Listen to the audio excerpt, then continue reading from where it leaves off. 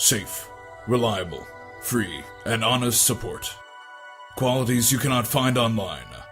Until now. Introducing the next generation of online technology support. What technology malfunctions are troubling you? Let us know today on the all-new support forums at www.theapplepost.com.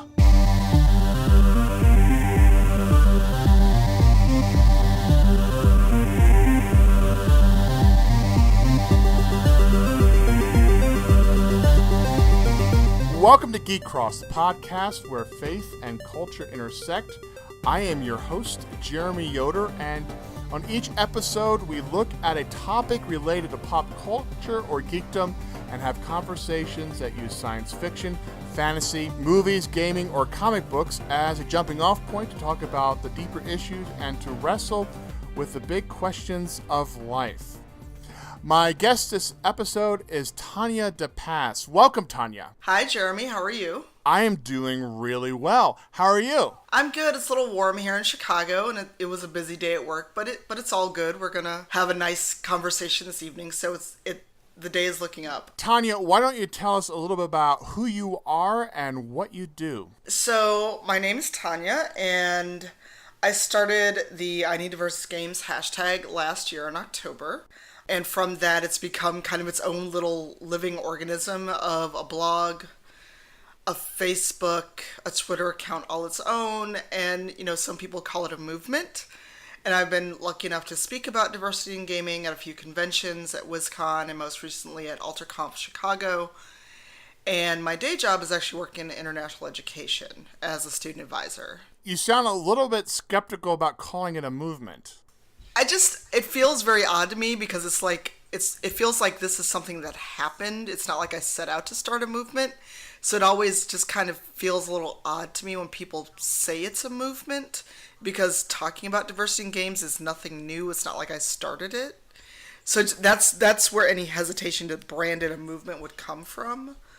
Not that I think it's not a movement unto itself, because there are people deeply invested in it and talking about it. But I don't want it to seem like, oh, I'm taking credit for talking about diversity in gaming, like I'm the first person to ever do it. So, do you consider yourself to be a kind of accidental activist? Very much so.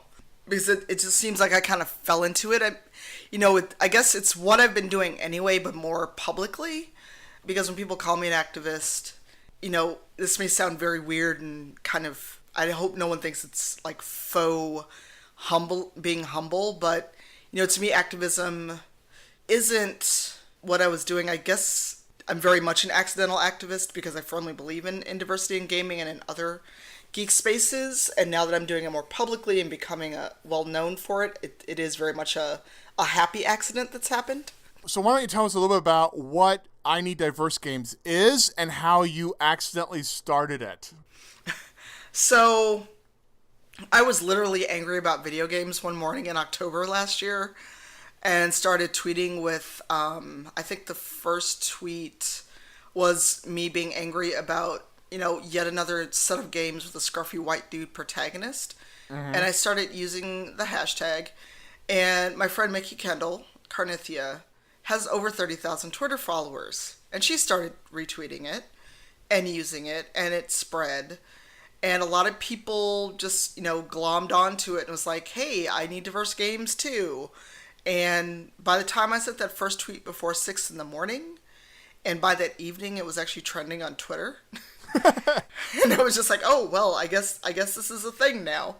And Mickey actually called me at work to warn me about people flooding the hashtag with not so nice images.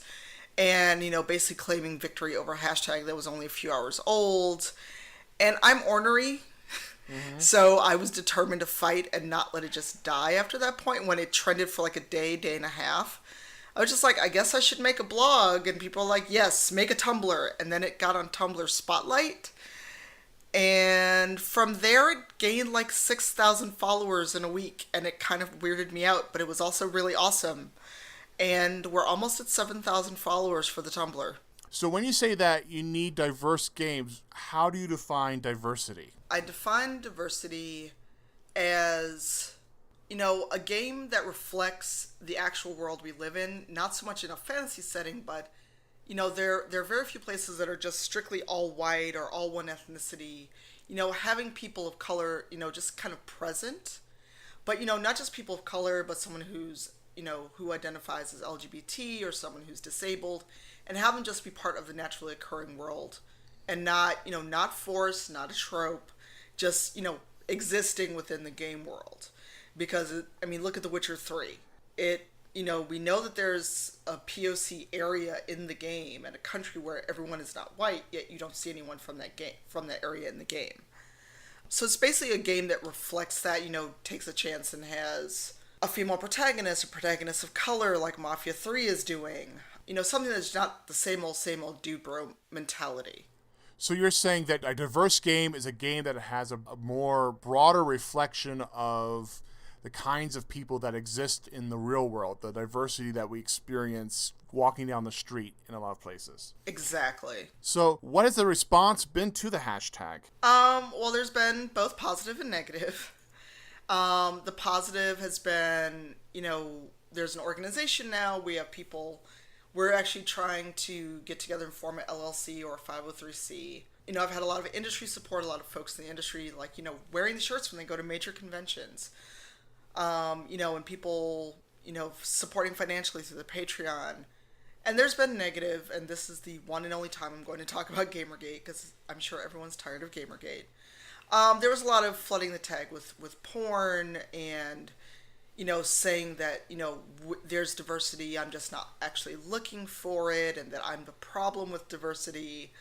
One really funny tweet said I was a white trust fund kid with nothing better to do. So there's been both positive and negative, but thankfully the positive has really, really outweighed the negative.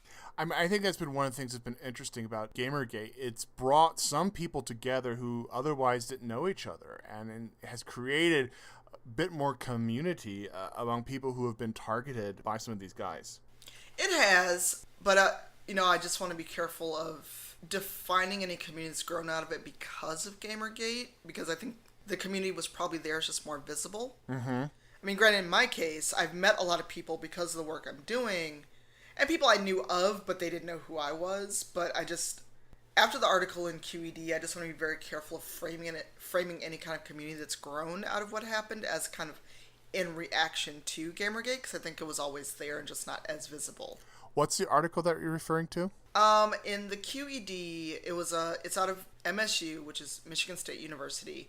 They do a quarterly publication, and this one focused on queer issues in higher ed and gaming, and two scholars did a piece on I Need Diverse Games.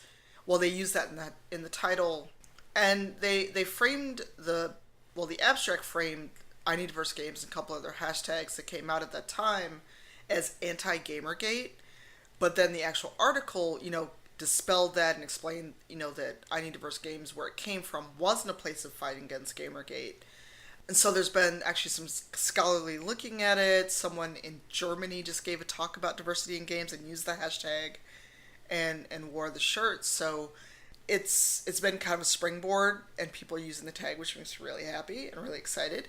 But there's been more academic focus on the diversity in gaming, and a lot of scholars looking at that, and getting a lot more prominence, thankfully, for looking at the need for diversity in games. So, we seem to be at this moment where there are a lot of things that are coming together. On the one hand, or maybe the better way of phrasing that is they're colliding. On the one hand, you have sort of the movement towards diversity in gaming and in geek culture. You also have the reaction to it. And some of this seems to be reflected in the real world as well. We're recording this around the first anniversary of the shooting of Michael Brown and the Ferguson, protests. Is that a good way of putting it? Mm-hmm. So how do you see what's going on in gaming being reflected in some of these broader issues? I wouldn't... Well, Is that kind of a hard, not a right question? Well, not that it's the right question, but I wouldn't say reflected, because Ferguson was a tragedy, and Mike Brown died for no good reason, and he was murdered. And I'm sure you'll get people who disagree with that. and has made people aware of the things that black people have been dealing with in regard to the police for a long, long time. And I don't think really comparing it with what's going on in terms of gaming and diversity is an accurate. It's, there's no such thing as a one-to-one comparison when it comes to this. But Ferguson has made people very aware, that haven't dealt with the police their whole lives and, had to deal with being followed and, that scary moment when you're with friends in a car or if you're driving, realizing, what if I got stopped for no reason? What if this guy wants to do more than write a ticket? The danger of comparing them to is that it trivializes what people are experiencing by comparing it to video games. Yes, because, at the end of the day, as much as we love games and as much as they're an immersive experience, it's still a game. Mm-hmm. I can put away the controller, but when, if we want to have that kind of thinking about games and Ferguson and the realities of being black in America, there's a lot of games where I don't get to exist. There's a lot of games where the whole point is to go kill all the brown people. Like Call of Duty or Hardline or something where you're playing someone who basically is weaponized and killing is the point of the game. And, it's not an accurate comparison. It's not a right comparison, but that's as close as I can get. When you think about militarized or weaponized killing or killing as a goal, because it seems like, if you look at Ferguson, if you look at all the other people that have been killed by police, it seems like there's almost an open season. It feels almost like that should be in a video game and not real life, if that makes sense. Sure, but unfortunately, it is real life. I mean, it's like one of those moments, where you'd think this should be in a movie, right? And it's not a movie. It's real, and real lives are being impacted and affected by this. Oh, definitely, because it just seemed very surreal when we saw the news and saw Mike Brown and the reaction, and then all of the tales spun around him, and then, we had Trayvon Martin, we have Tamir Rice, we have, a list of names that would, take the whole length of the show to recite, where there's no reason any of these people should not be alive. I don't believe for a second that Mike Brown actually stole anything, but if he had, being shot down like that wasn't the answer. He was a kid. Right, right. And like Tamir Rice was 12. So when you see these things and you go, this can't be real. Like, there's no way this is real. I would like to go a day without seeing the news or seeing Twitter and finding out that yet someone else has been killed by the police. Sandra Bland shouldn't be dead. Mm-hmm. So it's very hard to see this and know it's reality and then have people trivialize it or go, oh, well, they will do all 9 kinds of mental gymnastics to excuse what the police have done. Look at Ferguson. There was peaceful protest, and you had cops out in riot gear looking like they're getting ready to go to Iraq versus, go out against protesters. I mean, I think one of the things that's difficult for white people, my fellow white people, sometimes to understand is that there are experiences, like their experience of America and their experience of life is not everybody else's experience. And I think it gets trivialized in part because we don't want these things to be real. We want this to be not true. We want those people to deserve what happened because then the world still makes sense rather than the fact that we have an abusive police system in this country. Oh, yeah, totally. And I think one of the issues is that we are taught as white people that we're normal, that our experience is what normal looks like. Mm-hmm. And I think that causes sometimes a lack of understanding and a lack of empathy for people who have different experiences. Oh, definitely. Actually, I have a story about a former classmate of mine that illustrates this perfectly. So a guy I went to college with and I were Facebook friends. And our friend Kiva Bay drew a picture of me with my White Tears mug. And, it was all in fun. I don't literally hate white people. Just explain real quick. The White Tears mug is this mug that says white tears and you're drinking the tears of white people, right? Yes. That's the joke. That's the joke. I mean, anyone who's actually met me or seen me or talked to me knows I don't actually hate white people. However, the people on the internet don't know this. And I would think that my former college classmate would know me better than this. But he felt the need to comment on it at first with, this isn't very, very good of you, and, you claim that you're for diversity and fighting for diversity. That's a really racist and divisive thing to do. Mm-hmm. And I was like, dude, it's not that serious.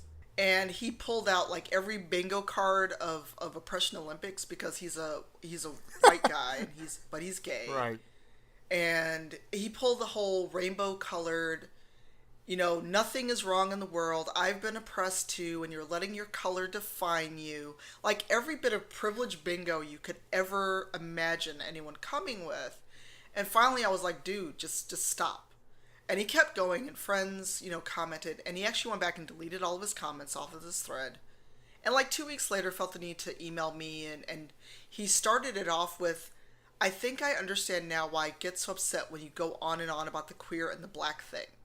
And I'm like, the queer and the black thing? Like, this is negotiable. Like, I can change who I am. And we had a conversation. We've had I've tried to have teachable moments with him many times before, and I finally just had enough. And he kept on with his Oppression Olympics, and, I don't let it get to me in this very Pollyanna, people are just stupid, and, they don't realize how awesome you are, and you're letting that get to you. And I was like, dude, this isn't a matter of me not caring what people think about me. This is my reality. I am a black woman. I am a queer black woman. And I'm older than you, and I've seen a lot worse things. And, I'm the person who has to get up every day and see my people being killed by police. And you going on about, oh my God, everyone's awesome. They, don't play the race card, shows just how little you get it. You just don't want to. Mm-hmm. Mm-hmm.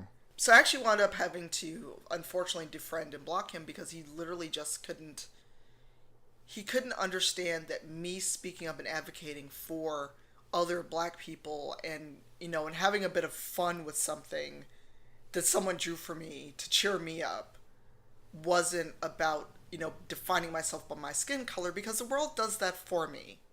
I don't have to do that. I can walk out the door every day and be defined by that before I even get to work.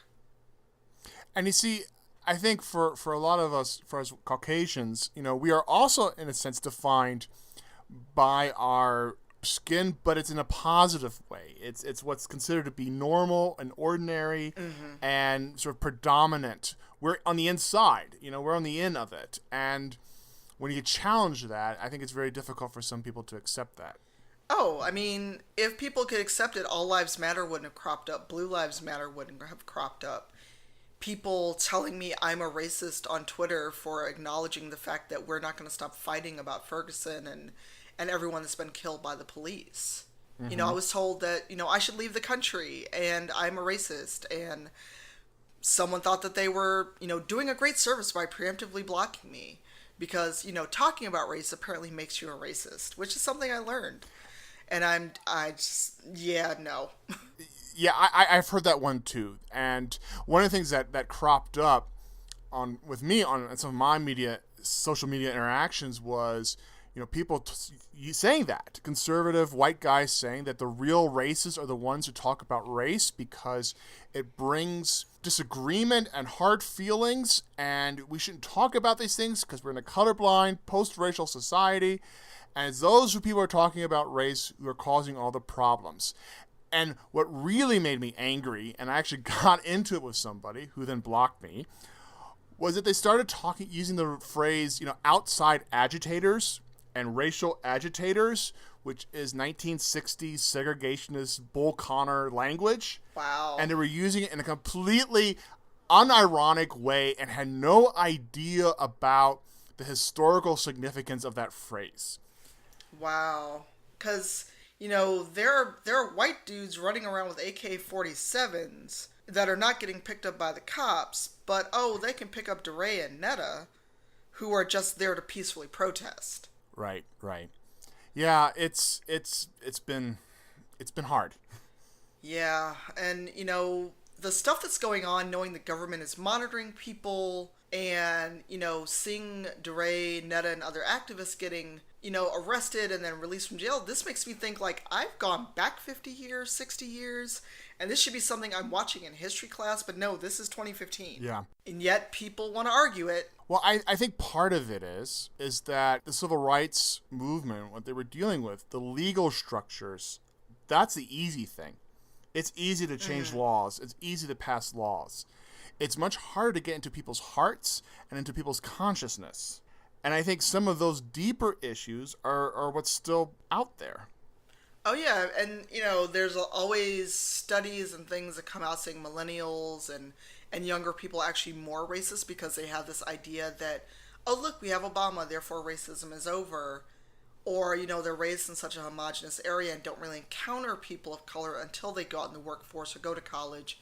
Assuming they go to college in a place that is actually, more diverse, they don't have to deal with these things and they're sheltered in that sense. And they're the people you get on message boards going, oh my God, why do you keep talking about racism? I've never seen this, so therefore it doesn't exist. You're the one causing the problem until they're out in the world for a while, and hopefully they get their eyes opened. For me, one of the, I guess I would call it a deflection or redirection about some of these things was the response by many Christian evangelicals to the Charleston shooting, where the response was, this is not about race, it's about Christianity. It is about the persecution of Christians in America. And, Dylan Roof said, this is about race. He made it very clear he was starting a race war. And yet the response is, it can't be about race, it has to be about faith. That made me pretty angry. Oh, I was furious because, it's right there. He said he left someone alive to go tell the tale. He had patches of countries that had stopped existing before he was even born. And I'm a person of faith. I'm not Christian, but they welcomed him in fellowship. They took him in. They welcomed him in fellowship. They prayed with this man and welcomed him in good faith as Christians. And he went in with this in his heart and knew that's what he was going to do. And no one's talking about that. The fact that he went in, I don't know if he was identified as Christian or something or not, but to go in and accept that faith and that fellowship and that welcome from people and then to gun them down, knowing that's your intent before you walk in the door, how can anyone say that it's about faith? And the idea that, oh, there's this great war on Christianity, and to take something that is clearly about race, someone who's, there's pictures everywhere of this guy with a Confederate flag, and the police are coddling him and giving him Burger King because, oh, poor baby, he's hungry. I had a moment, I almost had to leave work because it was just too much, because I'm one of two black people in my office, and no one was talking about it. There's no one who was outraged or upset or even mentioning it. I'm like, how can you sit here? How can you sit here knowing that 8 people have been killed and people are ignoring it and doing everything they can, every kind of verbal and mental gymnastic to pretend this is not about race? And I almost burst into tears at work because it was too much. And for anyone to ignore the racial component, that's just willful ignorance. And to me, it makes me wonder, where is your faith and your compassion for those people, especially a man of Christ who was gunned down, who welcomed this man in fellowship? How could you ignore that? Mm-hmm. I mean, especially, I think, with the history of attacks on black churches and the history and the role and the symbol of the Emanuel Church in Charleston. This is deliberate. And people, it's like Ronnie Clapp, who is he's a Christian, I guess, sociologist. He's written some books about the South and about Southern culture, and he talks about one of the great myths of America is its perpetual innocence. We are always innocent of the past. Mm-hmm.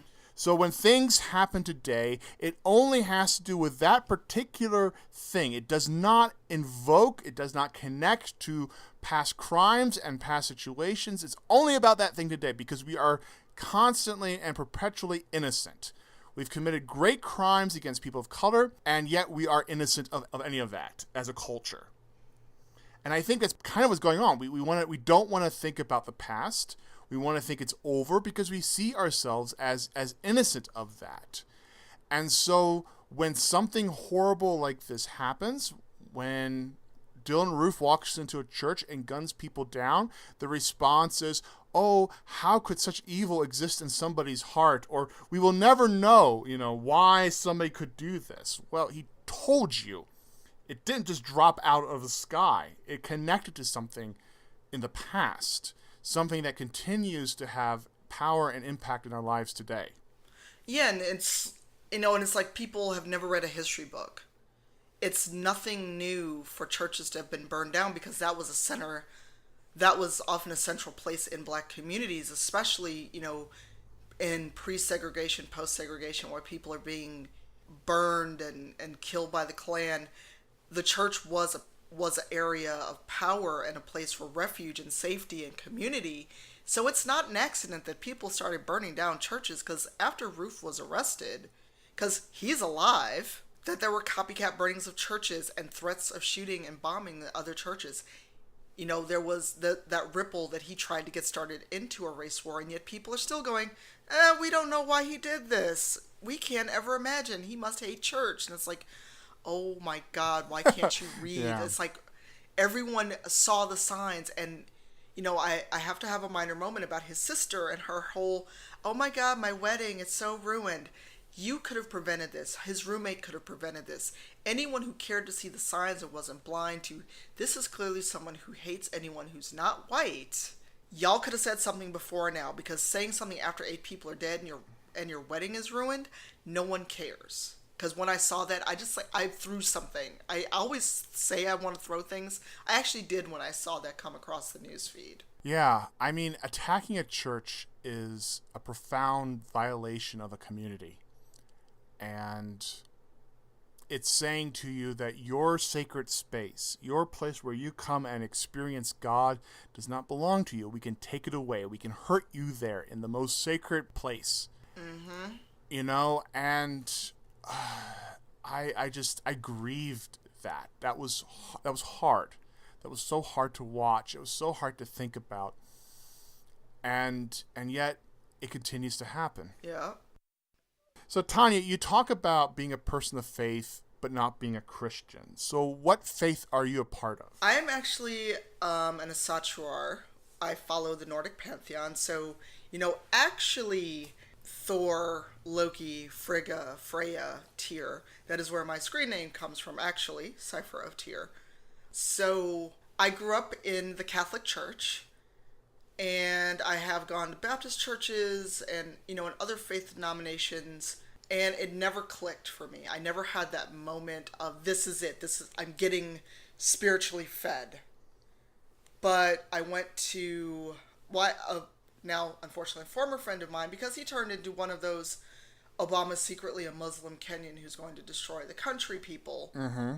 But before that, he was the one who told me about the Ásatrú faith, and we talked about it, and it's very much, you're responsible for yourself. The gods are there as a guide. And I had what some people, a UPG or unverified personal gnosis, when I went to an event, and it was a symbol, and there's offerings to the gods, and you have your boasts and toasts and things like that. And I actually had that moment. I felt touched by Tyr, because Tyr is the deity of doing the right thing and of justice, because he loses his hand to the Fenris wolf because the gods are trying to trick the wolf to prevent the end of the world, or Ragnarok. And they try to bind the wolf, and Fenris is not stupid. So he says, okay, one of you put your hand in my mouth, and if you trick me, you'll lose your hand. And of course, the other gods were like, well...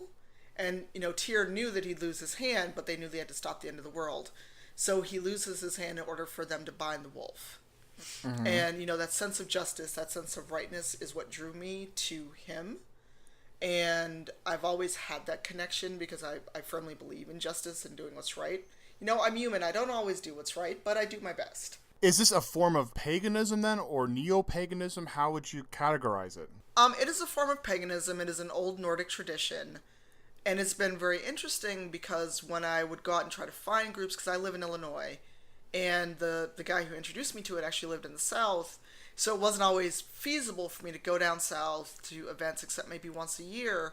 So I would try to find, local people to commune with and have community with. And there was a lot of go back to Africa, go worship your African gods, and you can't be Ásatrú because you're black. And that's when I learned about folkish Ásatrú versus more tribal-minded, the gods have called you, that is not our place to question it. So the folkish Ásatrú basically are the racists of Ásatrú. And, they're the ones that you'll often see associated with neo-Nazism and KKK and other things, where it's very much, if you're not European, you can't be part of this. But the joke's on them, because I got European blood. We have Germans in the family. So I could still say that if that's what I wanted to claim. But for me, it was very freeing from a lot of what I felt was the guilt-driven do right now and do well now and you will get rewarded in the afterlife, ideology that I was getting from the Catholic Church, and being queer was a part of it. And also, for me, being black and Christian was an issue because Christianity was used as another shackle against black folks during slavery. Of, this is your manifest destiny, you were made to be slaves. And I actually had someone try to explain to me that it was in the Bible that slavery was okay and ordained by the Lord. So I have many issues with Christianity as a black person. Well, I would have to say that I would have many issues with that kind of Christianity as well. I don't agree with those kinds of theologies. Certainly you could draw those inferences, but I think it's an incomplete picture. So for you to embrace Ásatrú, it was a freeing experience. It was a kind of liberation. Very much so. Okay. Is there a large community in the United States? Are there different kinds of denominations? You expressed that there are different groups. Some of them are aligned with neo-Nazis, some aren't. What's the kind of relationships that are going on? There's not so much different sects. It's not like, how kind of Christianity broke up into different areas. But there's theodism, which is more the folkish side of it that, is more tied to being racism. Well, yeah, it's the Nazi German sort of paganism from the Third Reich. Yes, and I'm just grabbing a link very quick where some people call it a neo-Volkish movement or Nordic racial paganism, versus the more universalist or tribalist mentality of everyone is welcome. And I don't think it's as widespread here, at least not in the you'll find probably more Wiccans or people who identify more as just straight out pagan versus someone who specifically says they're Ásatrú. Mm-hmm. So there's the Troth. And they're actually an organization, and they've got a very good web presence. And the more Neopaganism, more, not as welcoming side is also kind of known as Odinism, where it's pretty much, we're sworn to Odin, and they take it very seriously. And U.S. Ásatrú are, there's the article I have open is equating it more to UK Ásatrú for practical reasons. And I guess there was a very short-lived international Ásatrú Odinic alliance of more folkish groups who were more, again, tribalist. This is, you feel called by the gods. It is not my place to judge you or question you. Because it was really disheartening to be told basically go back to my African gods when I don't have any African gods. Mm-hmm. So, the idea that this isn't for you, and I as a human am going to tell you who you may or may not worship. So do you find is the emphasis on individual experience of the gods? Is there a strong community aspect of it? Is it like church, or is it something else? Is it something more experienced as an individual alone? There are many people who gather in what's called a kindred. And there's usually a leader of the kindred called the Gothi, and there's kind of similar roles in a kindred, but you can be a solo practitioner. There's not really anyone I've connected with up here, so I'm more of a solo practitioner. It's not really church. It's not like every day there's a set day of the week to go and worship. It's more the gods are with you at all times, and your communion with the god is yours. But then during events like Sumble and Bloat, and kind of, during solstice and during Ostara, or as most people call it, Easter, there are, that's community and time to gather together. You celebrate Yule, not really so much Christmas. And, those are your community moments to have. And if you're in an area and lucky enough to have folks nearby, the Kindred usually meets and gets together, but it's not like every week you get together and have ritual or read from the same holy book. It's more individual or small group. So how do people respond who are not part of this when you tell them about your beliefs? What's the reaction? They look very confused, and I have to kind of give them the very quick 101 explanation of what it even means. If I'm wearing my Thor's hammer, it's a little easier. Wait, you have a Thor's hammer? I do have a Mjolnir that I wear. It actually was a gift from the first Kindred I joined, which unfortunately now has not very active because of various reasons. Because just like churches, Kindreds come and go. But sometimes when I'm wearing that, it's easier. Or sometimes people think, oh, you're wearing a Thor's hammer, you must be a Marvel fangirl. And I'm like, no, I'm not. I am a Marvel fangirl, but that's not why I'm wearing this. Thinking of that makes me think of the way people view race and Ásatrú, and oh my god, it's a Nordic thing, therefore everyone must be white. But I don't know if you remember when Idris Elba was picked to play Heimdall, who guards the Bifrost in the Rainbow Road. And people lost their minds. They just utterly lost their minds about it. Yeah, I remember that, yeah.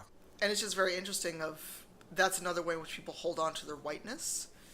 Because they're gods. They can look like whatever they want. You don't get to choose. So, I mean, as you know, Thor is kind of a reworking of these Nordic myths as action heroes. So when you see a Thor movie or read Marvel comics, do you have sort of a reaction to it as representation of your faith?